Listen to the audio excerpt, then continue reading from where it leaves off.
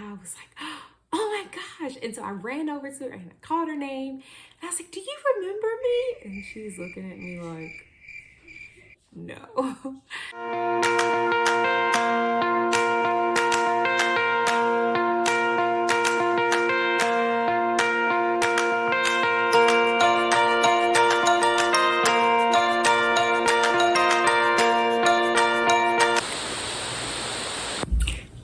Hey, are you getting ready to start math?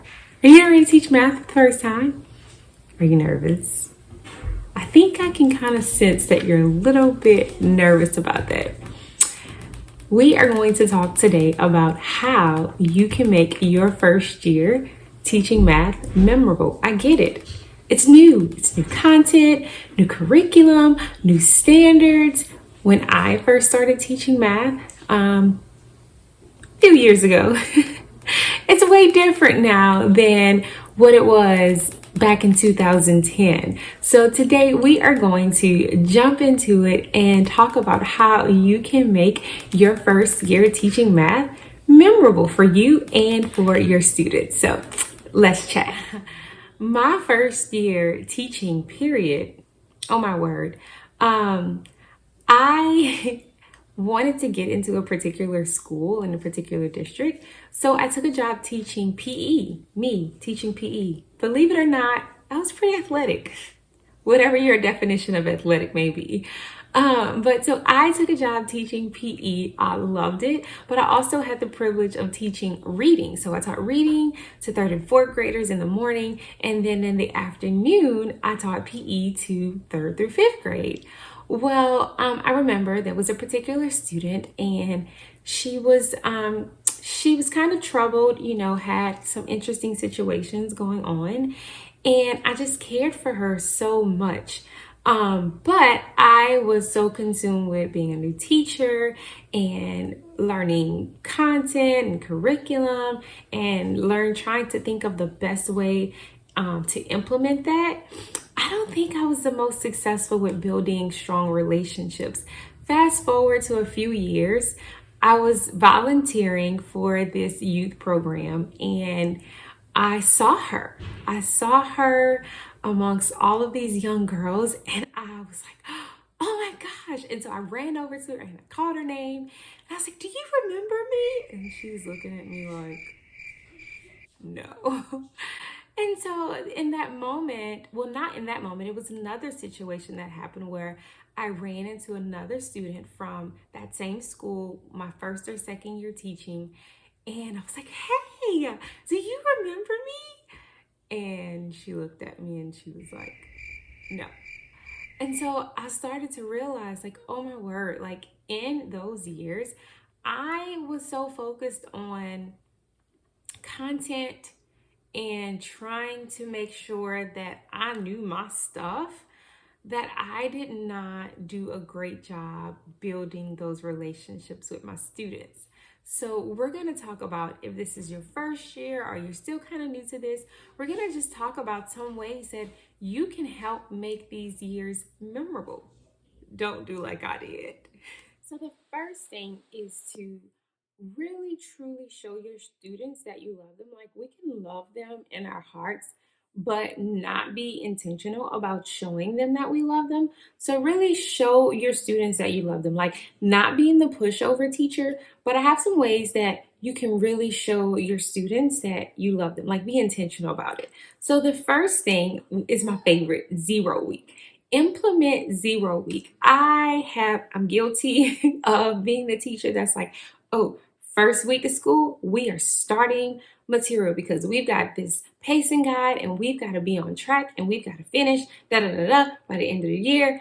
And so I'm like, we're starting, but really implement a 0 week. 0 week is where you will just spend that entire week getting to know your students, them getting to know you. and just building those relationships with those students, really learning what are their attitudes about math, because that's going to be really important. Knowing, are they coming into math fearful? Are they afraid? Do they love math? Just really getting to know those students, doing some surveys, some questionnaires, just to really get to know them.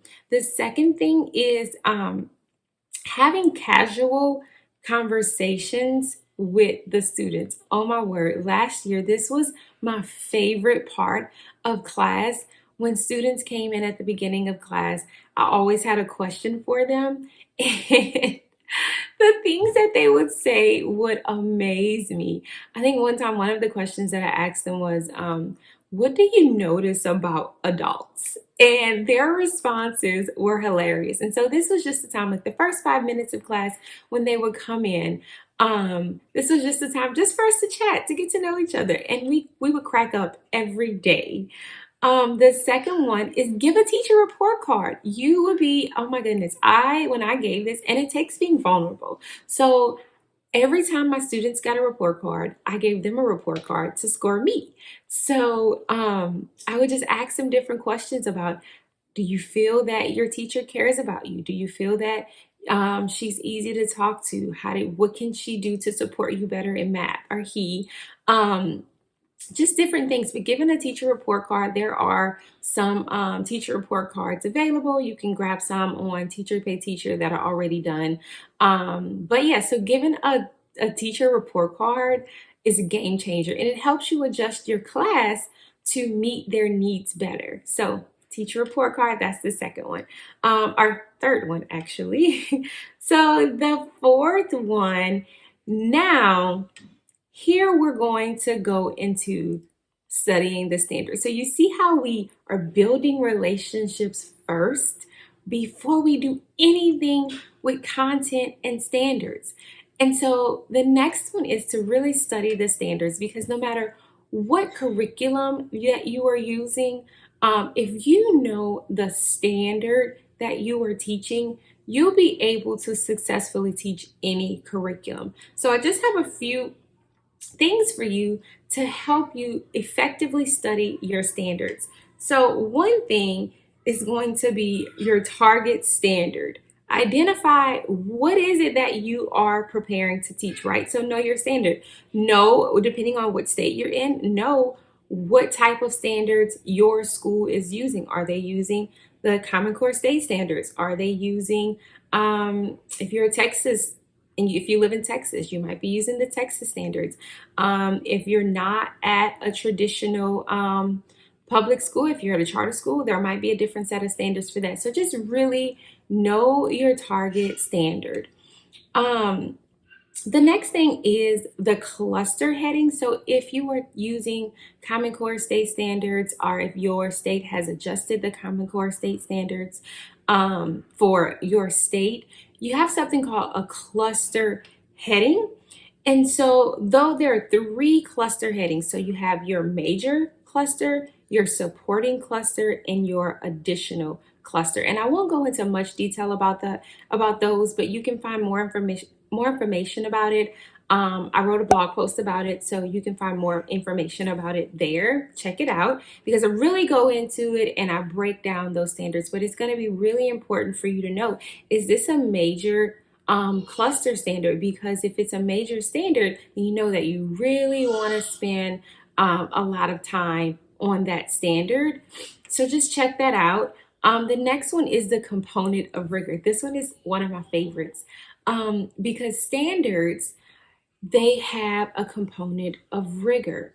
And when we say rigor, we're talking about it's either a conceptual standard, it's either procedural skills or fluency, or it's an application standard. And so you really need to know what component of rigor that standard is, because it's going to impact, or it's going to guide you really into how you're going to teach that lesson. If it's a conceptual standard, you want to make sure that you're sticking with conceptual understanding for your students. So really know that.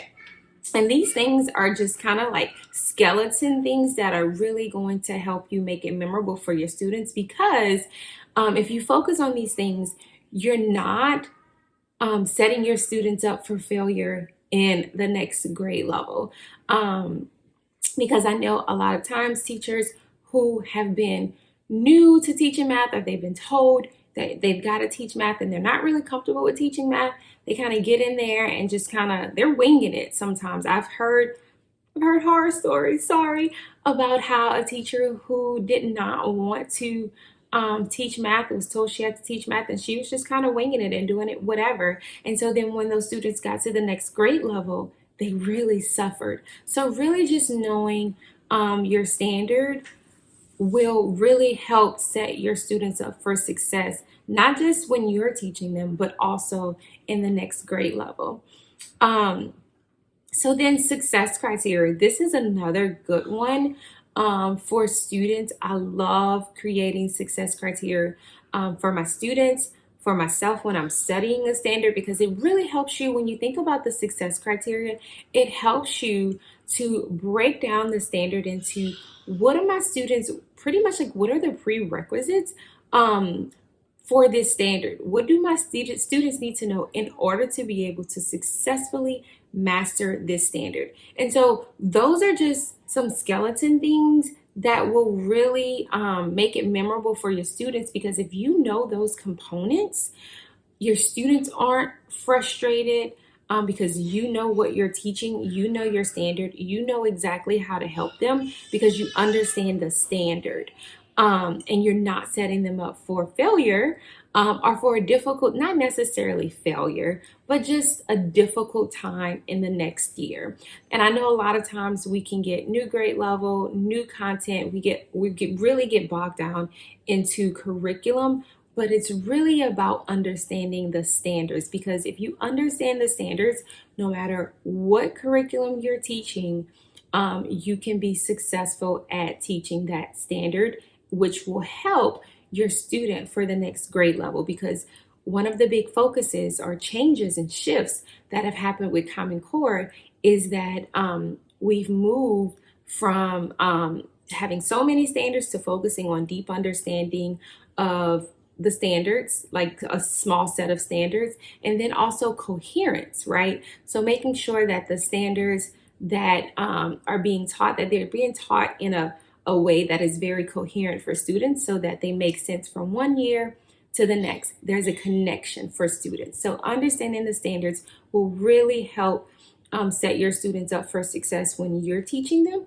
as well as in the next year. Okay, so if you're saying, I wonder, how can I really make that connection with my students and build those relationships with those conversations every day?